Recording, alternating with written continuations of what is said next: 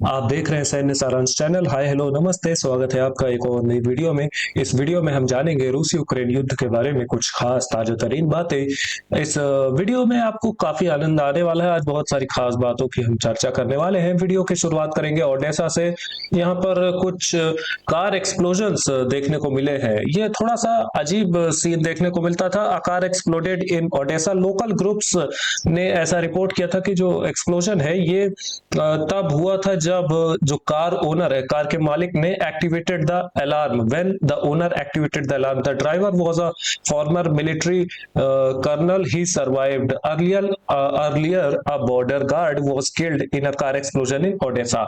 ये कहने का मतलब, एक लाइन में समरी बताऊं तो ये असैसिनेशन अटेम्प्ट्स हो रहे हैं ओडेसा रीजन में। जो सैन्य अधिकारी हैं या पूर्व में जो सैन्य अधिकारी रहे हैं या सर्व कर चुके हैं सेना में, सेना से जो जुड़े ऑफिसर्स हैं, इन पर जानलेवा हमले किए जा रहे हैं रूस के द्वारा। असैसिनेशन अटेम्प्ट्स किए जा रहे हैं। पहले भी ओडेसा क्षेत्र में ये बहुत से असैसिनेशन अटेम्प्ट्स होते थे और अभी भी ये भरपूर मात्रा में देखने को मिलते रहते हैं। और एक के आसपास से हम बात कर रहे हैं। निपर ग्रुप ऑफ फोर्सेस की रिपोर्ट, डेली रिपोर्ट जो कि आती है, आज भी आई थी, और इसमें मेंशन्ड है एक मैकेनाइज्ड ब्रिगेड, एक माउंटेन असॉल्ट ब्रिगेड का, और कुल नुकसान 20 यूक्रेनियन सैनिक, 11 motor vehicle, 2 electronic warfare station, एक मटेरियल डिपो, एक एम्यूनेशन डिपो। ये सब छोटे मोटे नुकसान देखने को मिलते हैं। फिलहाल बात करें वॉस्को ग्रुप ऑफ फोर्सेस की एरिया ऑफ रिस्पॉन्सिबिलिटी में, तो अभी कुछ ज्यादा खास न्यूज निकलकर आज के लिए हुलिया पोल के आसपास नहीं आई है, लेकिन इस बात से यह अनुमान मत लगाएगा कि युद्ध के हालात ठंडे पड़ गए हैं। अभी भी यूक्रेनियन सेना यहाँ पर जोर लगा रही है। सूत्रों के द्वारा खबर दी जा रही है कि यहाँ पर अभी भी जोर आजमाइश की जा रही है। Situation in the area of responsibility of Vostok group of forces, बीते 24 घंटे में देखने को मिला था 3 अटेम्प्ट किए गए थे to attack assault groups in armoured fighting vehicle. कहने का मतलब 3 छोटे छोटे काउंटर अटैक्स किए गए थे यूक्रेनियन सेना के द्वारा आर्मर्ड फाइटिंग व्हीकल्स का उपयोग करके। और 5th separate airborne brigade from the west in direction of this, 225th separate airborne regiment in the direction north west of this, in the direction of this. ये कुछ इलाके लिखे हैं जहां पर यूक्रेनियन सेना की ये 2 यूनिट्स ने काउंटर अटैक्स करने की कोशिश की थी। और इस काउंटर अटैक्स का नतीजा क्या निकला? यूक्रेनियन आर्मर्ड फोर्सेस ने 2 आर्मर्ड पर्सनल कैरियर खो दिए, तबाह कर दिए गए। 7 आर्मर्ड फाइटिंग व्हीकल इनके तबाह कर दिए गए रूसी सेना के द्वारा, और साथ ही साथ 80 या इससे ज्यादा यूक्रेनियन सैनिकों का नुकसान देखने को मिला। यूक्रेनियन ये जो ब्रिगेड्स थी, इनको कुछ मारे गए, कुछ घायल हुए। और fire power of the continue to this, हाँ, ये पूरी समरी थी। यहाँ पर 3 काउंटर अटैक्स किए गए थे यूक्रेनियन सेना के द्वारा बीते 24 घंटे में, जो कि फेल कर दिए गए। वॉस्को ग्रुप ऑफ फोर्सेस की रिपोर्ट, रोजाना रिपोर्ट, इसमें लिखा है 1 mechanised brigade in total, 2 assault brigade, 2 air assault brigade, 2 assault regiment, इन सबको नुकसान पहुंचाया गया था यूक्रेनियन सेना की। और कुल नुकसान 275 यूक्रेनियन सैनिक, 4 armoured fighting vehicle, 10 motor vehicle, 3 artillery gun, जिसमें से कि 1 अमेरिका के द्वारा बनाई जाती है, और 2 इलेक्ट्रॉनिक वॉरफेयर स्टेशन ये भी तबाह किए गए थे। आगे बात करेंगे उत्तरी छोर में, तो मेजर यूक्रेनियन लॉसेस रिपोर्टेड। बहुत से विश्वसनीय सूत्र, हम इनको कह सकते हैं, बहुत से विश्वसनीय सूत्रों के द्वारा कहा जा रहा है कि यहाँ पर जो यूक्रेन ने काउंटर ऑफेंसिव किया, ये बहुत महंगा साबित हो गया यूक्रेन के लिए। बहुत बहुत ज्यादा महंगा साबित हो गया। रिजल्ट के नाम पर कुछ निकल के नहीं आया, क्योंकि अगर कुछ रिजल्ट निकलता तो हमें जरूर कुछ ना कुछ वीडियो सबूत निकल कर आते। ऐसा मैं 3-4 दिन या बीते 1 हफ्ते से ऐसा सोच रहा हूं कि खबरें तो बहुत निकल के आ रही हैं कि यूक्रेनियन सेना हर जगह काउंटर अटैक्स कर रही है, और बहुत से इलाकों में रूसी सेना को पीछे ढकेल दिया। ये देखिए, इतना सारा हमने सफेद रंग में कंटेस्टेड इलाका भी जोड़ दिया, लेकिन इसका कोई सबूत, पक्का सबूत हमें आज तक निकल कर नहीं आ पाया। और जहां तक है, मैं 99% श्योर हूं कि ये जो जितने कंटेस्टेड इलाके हैं, इनमें से 95%, 95% इलाके अभी भी रूसी सेना के कब्जे में। हो सकता है 1 आध 2 गांव में अंदर हो यूक्रेनियन सेना, कुछ एक दो गांव या तीन चार गांव में दिक्कत हो रूसी सेना के लिए कुछ, लेकिन उससे ज्यादा ये काउंटर अटैक्स कुछ नहीं कर पाए यूक्रेनियन सेना के। और ये जो दो तीन गांव या तीन चार गांव का मैंने एज अ मेंशन कर दिया, एक रफ नंबर है कि ये मैं सेफ साइड लेने के लिए बोल रहा हूं कि ठीक है चलिए, ऐसा नहीं है कि बिल्कुल ही कुछ भी नुकसान नहीं हुआ होगा रूसी सेना को, हो सकता है थोड़ा बहुत हुआ हो, लेकिन कुछ भी सबूत इस बात के नहीं निकल कर आ पाए कि यूक्रेन का काउंटर ऑफेंसिव ये सफल हुआ था। और सूत्रों के द्वारा पहले तो बहुत सारी खबरें दी गई कि ये इस गांव पर कब्जा कर लिया, यूक्रेन ने उस गांव पर कब्जा कर लिया, सबूत के नाम पर कुछ नहीं दिया गया। और अब रिपोर्ट्स निकल कर आ रही है कि बहुत भारी नुकसान उठाने पड़े हैं यूक्रेन को इस फेल्ड काउंटर ऑफेंसिव में। Consequences of Russian air bombing, ये जो वीडियो में आप दृश्य देख पा रहे हैं, ये इस तरीके से एयर बॉम्बिंग की जाती है जब जब किसी इलाके में तो इस तरीके के हालात हो जाते हैं। ये आपने इस वीडियो में अभी तक देखा, इसको मैं अब बंद कर देता हूं। आगे बढ़ते हैं हम सेंटर ग्रुप ऑफ फोर्सेस की एरिया ऑफ रिस्पॉन्सिबिलिटी में। तो यहाँ पर हम देखेंगे, हाँ हमने कल की वीडियो में भी ये जाना था कि यहाँ पर ये जो इलाका है सेंटर ग्रुप ऑफ फोर्सेस का, ये सबसे ज्यादा हॉट फेज में अभी इस समय चल रहा है। कहने का मतलब युद्ध के जो सबसे खतरनाक हालात है, सबसे ज्यादा रशियन ऑफेंसिव जहां पर जोर लगाया जा रहा है रूसी सेना के द्वारा, जहां पर सबसे ज्यादा बमबारी की जा रही है और सबसे ज्यादा जोर लगाया जा रहा है, ये सेंटर ग्रुप ऑफ फोर्सेस का ही एरिया है। इसकी पुष्टि की थी हमने कल की वीडियो में, देखा था पिछली वीडियो, इस वीडियो के ठीक पिछली वाली वीडियो में रशिया के चीफ ऑफ जनरल स्टाफ ने इस बात की पुष्टि की थी। हालांकि अभी तक सफलता के कोई सबूत निकल कर नहीं आ पाए हैं। इसका मतलब ये है कि यहाँ पर हो सकता है कि ये जो ऑफेंसिव किए जा रहे हैं रूसी सेना के द्वारा, ये बहुत ज्यादा सफल नहीं है। हालांकि कुछ एफपीवी ड्रोन स्ट्राइक वीडियोस निकल कर आई है इस बात की कि रूसी सैनिक थोड़ी दूरी पर मौजूद है, लेकिन ये वीडियो सबूत अभी इतने मतलब काफी नहीं है हमारी टीम के लिए कि हम मैप अपडेट कर पाए। अभी इन पर चर्चा चल रही है और जब इस बात की पुष्टि की जा सकेगी कि हाँ रूसी सेना के पास कुछ सफलता मिली है इस इलाके में, तो फिर यहाँ पर मैप अपडेट देखने को मिलेगा। फिलहाल तो अभी स्थिति यहाँ पर जस की तस हम छोड़ देते हैं। सेंटर ग्रुप ऑफ फोर्सेस की मैं रिपोर्ट देख रहा था, लेकिन ये मुझे मिली नहीं। मैं थोड़ा सा जूम इन करके देखता हूँ। ये कुछ कंटेस्टेड इलाके जो कि सूत्रों का कहना है कि ये रूसी सेना के कब्जे में है। और इसके बाद हम आगे बढ़ते हैं, धीरे धीरे आगे बढ़ते रहते हैं। कॉन्स्टेंटिनोव का, हाँ यहाँ पर देखेंगे, चलिए हो गया, अब रिपोर्ट क्या ही पढ़ेंगे। यू ग्रुप ऑफ फोर्सेस की एरिया ऑफ रिस्पॉन्सिबिलिटी में हम देखते हैं तो यहाँ पर ये सफलता देखने को मिल जाती है।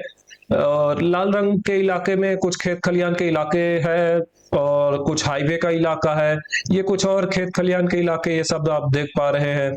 और मुख्य बात क्या है, मुख्य बात ये है कि ये देखिए कॉन्स्टेंटिनोव का शहर के भीतर एकदम मौजूद है रूसी सेना। ये वीडियो सबूत मैं देखना चाहूंगा, अगर ये बहुत खराब वीडियो क्वालिटी नहीं हुआ तो फिर मैं इसे जरूर देखूंगा। ये रूसी सैनिक के ऊपर एफपीवी ड्रोन से हमला किया जा रहा है यूक्रेनियन सेनाओं द्वारा। कुछ आर्मर्ड फाइटिंग व्हीकल तबाह किए जा रहे हैं, ये देखिए एक और व्हीकल तबाह किया गया, एक और गाड़ी तबाह। बहुत सारे एपिसोड्स है, अलग अलग, बहुत सारी अलग अलग बमबारियां हैं, इनको कंपाइल करके और एक ही वीडियो में दिखाया गया है। ये वीडियो लगभग लगभग अब खत्म होने ही वाला है, एक दो सेकंड के अंदर ये खत्म हो जाएगा। ये खत्म हो चुका है और मैं इसको बंद कर देता हूं। ये एक ठीक ठाक सफलता हम देख सकते हैं। हमने कल की वीडियो में जाना था कि रूसी सेना के द्वारा कॉन्स्टेंटिनोव का शहर में जोर आजमाइश की जा रही है, लगातार जोर लगाया जा रहा है। और ये जो ऑफेंसिव चल रहा है ये मुख्य रूप से साउथ के इलाके से ही चल रहा है, क्योंकि जो ईस्ट का इलाका है यहाँ पर तो ऑलरेडी मौजूद है रूसी सेना शहरी इलाके में। यहाँ पर बहुत लंबी स्ट्रीट फाइटिंग से बचना चाहती है, अर्बन फाइटिंग, एक एक घर में जाके जो युद्ध है वो नहीं करना चाहती रूसी सेना। इसलिए ये जो मुख्य इंडस्ट्रियल इलाके हैं, यहाँ पर हाई राइज बिल्डिंग्स भी बहुत सारी मौजूद है। ये मैं आपको कुछ जैसे कि हाई राइज बिल्डिंग्स है, ऊंची ऊंची बिल्डिंग है, ये दिखा रहा हूँ। यहाँ पर पहुंचना चाहती है रूसी सेना और जब यहाँ पर पहुंच जाएगी तो फिर उसके बाद थोड़े से हालात आसान हो जाएंगे। लॉजिस्टिक्स के लॉसेस बहुत ज्यादा है यूक्रेन के लिए। दूसरी तरफ बात करिए, देखिए ये एंटी ड्रोन नेट्स किसी जमाने में लगाए गए रहे होंगे, किसी जमाने की बात नहीं है, ये साल 6 महीने के अंदर ही लगाए गए रहे होंगे,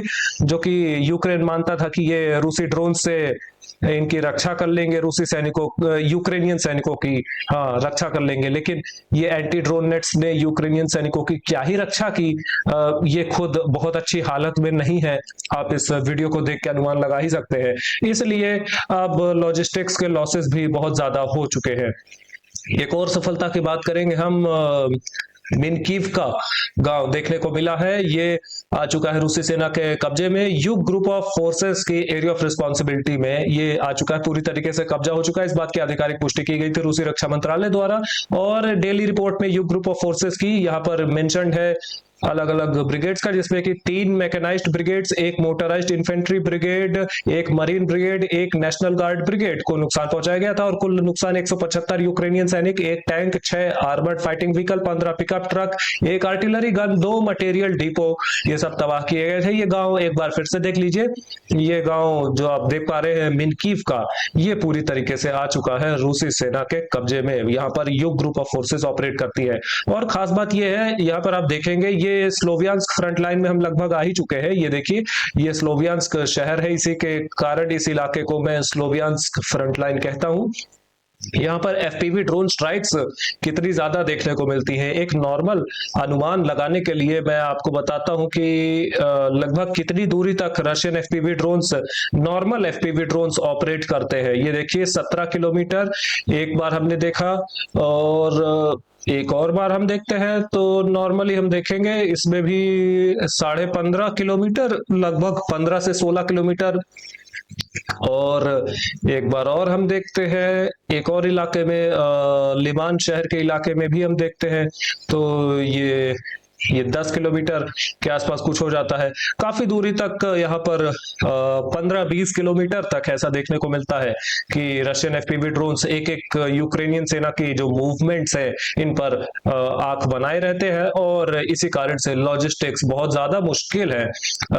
ये जो स्टारलिंक वाली बात हमने देखी थी कुछ दिन पहले, शायद हफ्ते 10 दिन पहले, कि स्टारलिंक का इंटरनेट रूसी सेना के लिए बंद कर दिया गया है। एलॉन मस्क ने इस बात की पुष्टि भी की थी कि अब सिर्फ यूक्रेनियन सेना ही यहाँ पर इस युद्ध क्षेत्र में स्टारलिंक इंटरनेट का उपयोग कर पाएगी, लेकिन इसका कोई फायदा नहीं हुआ। यूक्रेन को लगा था कि इससे कोई बहुत खास फायदा हो जाएगा, लेकिन इसका कुछ भी खास फायदा हुआ नहीं, क्योंकि यूक्रेन ये भूल गया कि रशिया के पास अपनी खुद की इतनी सैटेलाइट्स है आसमान में, अंतरिक्ष में, कि स्टारलिंक जैसे सिस्टम्स, पैरेलल सिस्टम, जैसे अमेरिकन कंपनी है स्टारलिंक, ये सैटेलाइट के माध्यम से इंटरनेट प्रोवाइड करती है, वैसे ही रशिया की भी सैटेलाइट्स हैं अंतरिक्ष में जो कि इंटरनेट सर्विस दे सकती है, और अब तो देने भी लगी है। ये स्पेसिफिक कौन सी सैटेलाइट्स है या इस तरीके से मुझे अभी नाम तो ध्यान नहीं है, हो सकता है अगर मेरे पास ऐसी कोई इंफॉर्मेशन निकल कर आएगी तो मैं आप तक जरूर पहुंचाऊंगा। लेकिन हाँ, सैटेलाइट इंटरनेट अभी भी पहुंच रहा है रशियन ड्रोन्स के पास, और ये स्टारलिंक का इंटरनेट नहीं है, ये रशियन सैटेलाइट्स ही है, रूसी सैटेलाइट्स जो अंतरिक्ष में है इनका उपयोग करते हैं। अब जेलेंस्की आगे क्या करेंगे, क्या एक्शन लेंगे, इस बारे में ये तो खैर वक्त ही बताएगा। सेपैट ग्रुप ऑफ फोर्सेस की रिपोर्ट, इसमें मेंशन है बीते 24 घंटे में 2 मैकेनाइज्ड ब्रिगेड, एक टेरिटोरियल डिफेंस ब्रिगेड, और हाँ कुल नुकसान 150 यूक्रेनियन सैनिक, 2 armoured fighting vehicle, 13 motor vehicle, 1 artillery gun, 3 ammunition depot भी तबाह किए गए थे।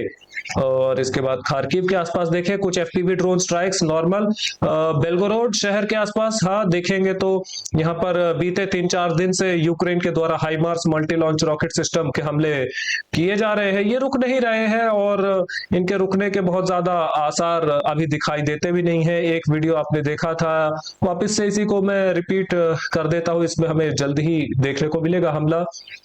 शायद मुझे एक और बार इसको प्ले करना पड़ेगा। ये देखिए, हाँ मैं इसी की बात कर रहा था। ये हाइमार्स मल्टी लॉन्च रॉकेट सिस्टम के द्वारा अब आजकल रोजाना ही बेलगोरोड शहर में बमबारी होने लगी है, जिसके कारण रूस को कुछ करना पड़ेगा, खार्किव फ्रंट लाइन में एडवांस करना पड़ेगा रूसी सेना को। देखेंगे यहाँ पर तो ये भी बेलगोरोड फ्रंट लाइन ही हो जाती है। जी हाँ, ये जो यूक्रेन का इलाका है ये रूस के बेलगोरोड राज्य की सीमा से लगता है, और ये गाँव जो आप देख पा रहे हैं ये पूरी तरीके से रूसी सेना के नॉर्थ ग्रुप ऑफ फोर्सेस की एरिया ऑफ रिस्पॉन्सिबिलिटी में आ जाता है। इस गांव का जितना भी इलाका है, रिहायशी इलाका प्लस मैदानी इलाका, जंगल का इलाका, ये सब कर दिया गया है रूसी सेना के कंट्रोल में। इस बात की आधिकारिक पुष्टि की गई थी रूसी रक्षा मंत्रालय के द्वारा, और इस बात के वीडियो सबूत, एफपीवी ड्रोन वीडियो सबूत भी निकल कर आए थे। और इस 24 घंटे की report north group of forces की, इसमें 170 यूक्रेनियन सैनिक, 18 motor vehicle, 4 material depot, 3 ammunition depot, ये सब नुकसान के तौर पर लिखे गए थे। कल भी हमने इस वीडियो के ठीक पिछले वीडियो में हमने देखा था कि 7 गांव यहाँ पर आए थे रूसी सेना के कब्जे में कल, और आज भी 2 गांव देखने को मिल जाते हैं। ये एक अच्छी प्रोग्रेस 1-2 दिन में मैं कह सकता हूं कि देखने को मिली है। खैर, एक मैप देखिए, ये आप देख सकते हैं। इस तरीके से यूक्रेन के द्वारा आमतौर पर ड्रोन्स लॉन्च किए जाते हैं। मॉस्को के आसपास भी, ये जहां पर मैं अपने माउस को स्क्रॉल कर रहा हूँ, ये मॉस्को का इलाका, यहाँ भी काफी सारे ड्रोन्स को लॉन्च किया जाता है और हमले किए जाते हैं। मिसाइल अटैक वोल्गोग्राड शहर के आसपास देखने को मिलते हैं। इसमें जो फ्लैमिंगो मिसाइल्स है, इनका उपयोग किया जाता है। कापुस्तिन यार इन जनवरी के आखिरी समय में 27 जनवरी के आसपास फ्लैमिंगो मिसाइल्स के हमले देखने को मिले थे, और ये पहले हमले देखे गए थे। यहाँ पर ये एक स्ट्रेटेजिक साइट है मेरे ख्याल से, कास्पुतिन यार या ऐसा कुछ करके इसका नाम है। ये रूसी सेना इसको उपयोग करती है। और भी कुछ हमले इसी तरीके से देखने को मिल जाते हैं। ये देखिए, वोरोनेज राज्य में ये हमला देखने को मिल जाता है, एफपीवी ड्रोन हमला।